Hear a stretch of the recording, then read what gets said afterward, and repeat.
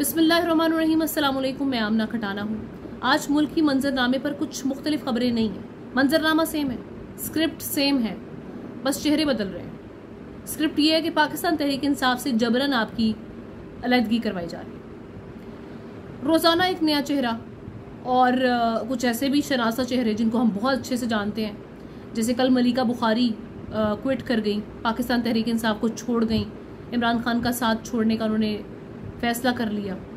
और अब उनकी तो खैर हम सब जानते हैं कि उन्होंने अपनी रीज़न भी उनके चेहरे से भी नज़र आ रही थी कि कितनी फोर्सफुली, कितना प्रेशराइज उनको किया गया। उनका एक 13 साल का बेटा भी है जिनका जिक्र इमरान खान साहब ने भी अपने खिताब में किया। बहरहाल उन्होंने भी छोड़ दी पीटीआई, और जमशेद इकबाल चीमा और उनकी अहलिया भी कल बैठ गए और उन्होंने भी कहा कि हमारा बच्चा जो है वो कैंसर सर्वाइवर है, 11 साल का उनका बच्चा है, फैमिली को उन्होंने देखना है, सियासत की वजह से टाइम नहीं दे पा रहे। और साथ ही साथ जो एक ही रटी रटाई लाइन जो दी गई उन्हें पढ़ पढ़ के 9 मई के वाक़यात की हम मजम्मत करते हैं। इस पर भी हम आएंगे, इस पर बात करूंगी 9 मई के वाक़यात पर, लेकिन अभी मैं बात कर रही हूँ जो लोग पीटीआई छोड़कर जा रहे हैं उनके। और ऐसे नाजरीन चेहरे भी हैं जो शायद ही उनके मकामी लोगों के अलावा कोई बंदा उसको जानता हो। मतलब मुझे तो पता है, हम कब से खबरें पढ़ते हुए आ रहे हैं, इन चेहरों को हमने कभी नहीं देखा। हमें नहीं पता था कि इनका कोई पाकिस्तान तहरीक इंसाफ से बिल वास्ता या बिला वास्ता कोई ताल्लुक भी है, लेकिन अब पता चल रहा है कि कोई साबिक एमपी रहा है, कोई एमएनए रहा है, और कोई वैसे ही हाजी साहब उठकर आ गए हैं और आकर कह रहे हैं जी हम पाकिस्तान तहरीक इंसाफ को छोड़े हैं क्योंकि जी बहुत नुकसान हुआ है मुल्क का, और जो लाइन पकड़ ली इमरान खान ने वो लाइन ठीक नहीं है। ये वाली बातें की जा रही है। लेकिन आज मुझे सबसे ज़्यादा अफसोस हुआ, शदीद अफसोस, और वो अफसोस हुआ आज ऐसे लगा कि फिरदौस आशिक अवान साहिबा का चेहरा था, ज़ुबान मरियम नवाज़ की थी। इतनी उन्होंने अपनी नफ़रत अपनी उनकी ज़ुबान से छलक रही थी, इतनी नफ़रत उनकी बातों में थी इमरान खान के लिए। तो वो मुझे लगा कि वो सिर्फ प्रेशर नहीं था, वो उनकी अपनी अंदर की मुनाफिकत भी थी, वो उनकी अपने अंदर की नफ़रत भी थी इमरान खान के लिए। क्योंकि ऑब्वियसली पाकिस्तान तहरीक इंसाफ से पहले वो पीपल्स पार्टी का हिस्सा भी रही हैं, और उनकी जो परफॉर्मेंस थी और उनकी जो चीज़ें थी उनको मद्देनज़र रखते हुए इमरान खान साहब ने उनको थोड़ा सा बैक एंड पे रखा हुआ था, उनको साइडलाइन कर दिया हुआ था। शायद वही तकलीफ थी जो फयाजुल हसन चौहान और ये फिरदौस आशिक अवान साहिबा ने अपनी न्यूज़ कॉन्फ्रेंस में निकाली। क्योंकि बात सारी है कि there is always a respectful और graceful way to quit any party. आप तरीके से आप एक डिसेंट वे में कोई भी पार्टी, कोई भी जमात छोड़कर जा सकते हैं और किसी और जमात का हिस्सा बन सकते हैं। फवाद चौधरी साहब ने एक ट्वीट कर दिया सिंपल, उन्होंने आकर कहा कि इमरान खान ने बड़ा नुकसान पहुंचा दिया। असद उमर ने आकर जिस तरह से बात की वो भी एक डिसेंट वे था। लेकिन फिरदौस आशिक अवान साहिबा ने आज वो बातें की हैं, बोलती हैं कि इमरान खान और पाकिस्तान साथ साथ नहीं चल सकते। इमरान खान और पाकिस्तान साथ साथ नहीं चल सकते। क्यों? इमरान खान और पाकिस्तान साथ साथ चल रहे थे, मुल्क बिल्कुल खुशहाल सा। 9 अप्रैल 2022 से पहले सब ठीक था, सब ठीक चल रहा था। फिर आपके सामने चीज़ें किस तरह से बदली, मंजरनामा कैसे बदला, कैसे फोर्सफुली गवर्नमेंट गिराई गई और उन लोगों को लेकर आकर हमारे ऊपर बिठा दिया गया जिनकी जायदादें बाहर हैं, जिनके कारोबार बाहर हैं, जिनकी छुट्टियां उन्होंने गुजारनी है बाहर गुजारनी है, जिन्होंने अपनी सर्जरियां करानी है तो बाहर करवानी है, जिन्होंने अपने इलाज कराने हैं तो बाहर कराने हैं, जिनके बच्चे भी बाहर हैं। आज उन लोगों को हमारे ऊपर मुसल्लत कर दिया गया और उसके बाद मुल्क का वो हाल हुआ। एक साल में मुझे आप बता दें मुआशी कारकर्दगी हमारी क्या रही। इमरान खान साहब तो कोविड डेज में भी टाइम निकाल गए थे, कोविड टाइम्स में 2 साल कोविड के थे, पूरी दुनिया पर मुश्किल आ गई थी, अमेरिका जैसे सुपर पावर मुल्क पर भी मुश्किल आ चुकी थी, इतनी इकोनॉमी उनकी मजबूत थी, लेकिन वो भी तंग पड़ गया था। लेकिन हम खड़े रहे थे, दुनिया तारीफ करती थी इमरान खान की इस बात पर। मैं इमरान खान की कोई वकालत करने यहाँ पर नहीं आई, लेकिन जो बात सच है वो मैं ज़रूर करूँगी, जो बात हक है मैं वो ज़रूर कहूँगी। और फिरदौस आशिक अवान साहिबा ने कहा जी इमरान खान और पाकिस्तान साथ साथ नहीं चल सकते, और साथ ही साथ उन्होंने दहशतगर्द कहा। तो दहशतगर्दी कौन सी दहशतगर्दी? वो दहशतगर्दी जो इमरान खान के दौर में नहीं हो रही थी, वो दहशतगर्दी, वो ड्रोन अटैक्स जो इमरान खान के दौर में रुक गए थे, वो दहशतगर्दी, वो दहशतगर्दी जो बाहर जाके अक़वाम मुत्तहिदा में ये कहता है कि मुसलमानों को दहशतगर्द ना कहा जाए, मुसलमान दहशतगर्द नहीं है, वो दहशतगर्दी, जो इस्लामोफोबिया का केस बुलंद करता है वो दहशतगर्दी, या जो मोदी के साथ ताल्लुकात ख़त्म कर देता है सिफारती ताकि मकबूजा कश्मीर का मुकदमा स्ट्रॉन्ग तरीके से लड़ा जाए, वो दहशतगर्दी। दहशतगर्द कह रही हैं आप, दहशतगर्द जमात है। दहशतगर्दी तो अब हो रही है। क्या ये घर नहीं है? क्या ये चार दीवारी जहाँ पर हम रह रहे हैं इसका कोई तकद्दुस नहीं है? इनकी दीवारें फैलान कर अंदर आना क्या ठीक है? आप 9 मई के वाक़े को सानेहा कह देते हैं, लेकिन जो रोज़ाना की बुनियाद पर पाकिस्तान में सानेहात हो रहे हैं उनको कौन सानेहा बोलेगा? उनके बारे में कौन बात करेगा? जब आप उस्मान डार के घर में जाते हैं, तोड़ फोड़ करते हैं उस घर में जहाँ पे लोग रह रहे हैं, वो घर नहीं जहाँ पे लोग नहीं रह रहे, लेकिन आप जिना के नाम पर उसको बहुत बढ़ा चढ़ा कर पेश कर रहे हैं। उस्मान डार के घर में, उनके घर में लोग रहते हैं, आपने वो घर तोड़ा, तकद्दुस पामाल किया, आपने बेहुरमती की औरतों की, उनकी वालिदा, बूढ़ी वालिदा के साथ जो सलूक हुआ वो आप सबके सामने है। क्या ये दहशतगर्दी नहीं है? 9 मई के सानेहात से बड़े सानेहात नहीं हो रहे क्या? क्या हुआ था 9 मई को? सिर्फ ये हुआ कि आपने एक ऐसी जगह जिसको आपने एक पता नहीं क्या एक होली मकाम बना दिया हुआ है, एक पाक और पता नहीं कौन सा हुर्मत वाला मकाम बना दिया हुआ है, जहाँ पे लोग रहते भी नहीं है, जहाँ पे कोई भी नहीं था। क्या किसी को नुकसान पहुंचा? घर के मकीन को कुछ भी नहीं हुआ, कुछ भी नहीं हुआ। आपके नज़दीक वहाँ पे तो जो थोड़ी तोड़ फोड़ थी, जो चीज़ें टूट रही हैं वो आपके लिए है, लेकिन जो लोगों की हड्डियाँ टूट रही हैं, जो लोगों को मार रहे हैं आप, उनकी कोई वैल्यू नहीं है, जानों की कोई वैल्यू नहीं है, इंसानी जान की कोई वैल्यू नहीं है। वो सानेहा नहीं है। जो रोज़ाना की बुनियाद पर लोग मर रहे हैं, औरतों की चादरें खींची जा रही हैं, उनकी इज्जत पामाल की जा रही है। इसके बाद शायद मेरे भी क्या कॉन्सिक्वेंसेज होंगे इस वीडियो के बाद, आई डोंट नो। मैं अभी उस लिस्ट में नहीं हूँ ना, बड़े सहाफ़ियों में नहीं आती, लेकिन बोल रही हूँ, हक़ के साथ तो खड़ी हूँ, क्योंकि मुझे पता है, जैसे इमरान खान भी कहते हैं कि ज़िंदगी आपके पास एक ही है, मौत का वक्त मुकर्रर है, वो लिखा हुआ है, वो मरना ही मरना है। जिस वक्त लिखा हुआ है, जैसे लिखा हुआ है वैसे ही मरेंगे, कोई आके चेंज नहीं कर सकता इसको। लेकिन बात सारी ये है कि आपको इंसानों की वैल्यू नहीं है। आपके लिए कोई इलाका जो सिर्फ आपने अपने लिए बनाया हुआ है, वो उसकी वैल्यू, उसको इतना बढ़ा चढ़ा के बयान किया जा रहा है कि बस किसी तरीके से बैन कर दिया जाए पाकिस्तान तहरीक इंसाफ को। कौम सब जान चुकी हुई है, वो एक ट्रैप था, वो एक ट्रैप था जिसमें अली हैदर हमारे एक एंकर हैं, उन्होंने अपना एक व्लॉग बनाया, मैं उनका व्लॉग भी देख रही थी। उसमें उन्होंने उस बंदे को हाईलाइट भी किया, निशानदेही की, जो लोगों को उकसा कर लेके जा रहा है, जो अता तारड़ के साथ न्यूज़ कॉन्फ्रेंस में पीछे खड़ा हुआ है, तो वो तो पाकिस्तान तहरीक इंसाफ का बंदा ही नहीं है, क्लियरली यहाँ से बचल गया। आपने एक ट्रैप बनाया कि कुछ मिल जाए, मिल कुछ नहीं रहा था। इमरान खान के खिलाफ कुछ नहीं मिल रहा था।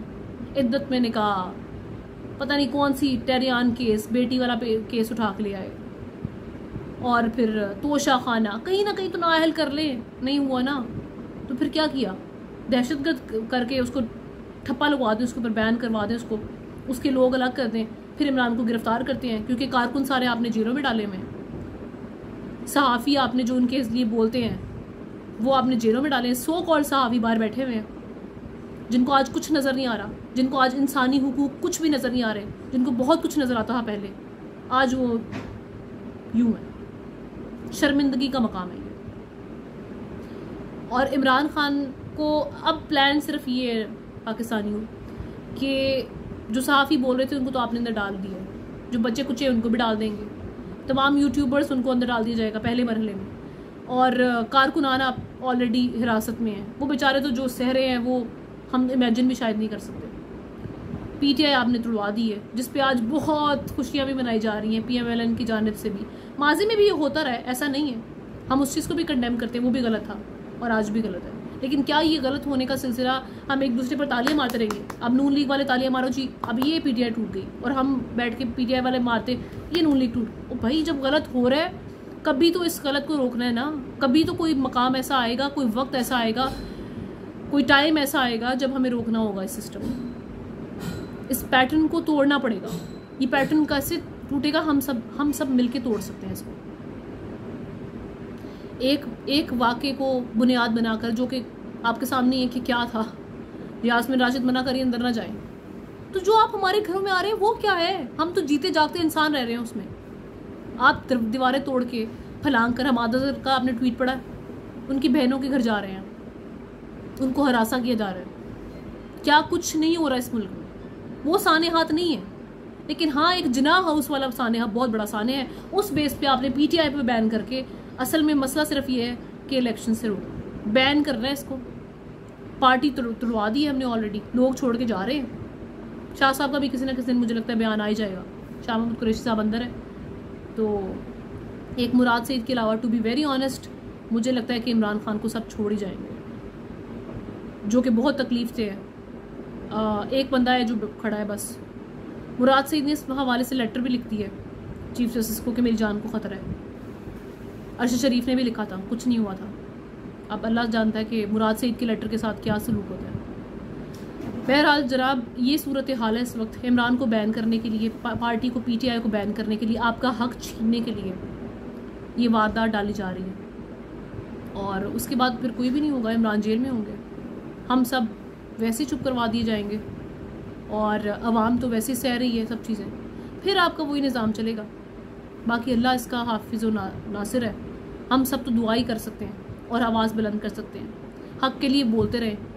देखिए, ये बार बार कहा जाता है, इस्लाम ने हमें सिखाया कि कोशिश करो बुराई को हाथ से रोकने की, नहीं रुक रही ज़ुबान से रोक लो।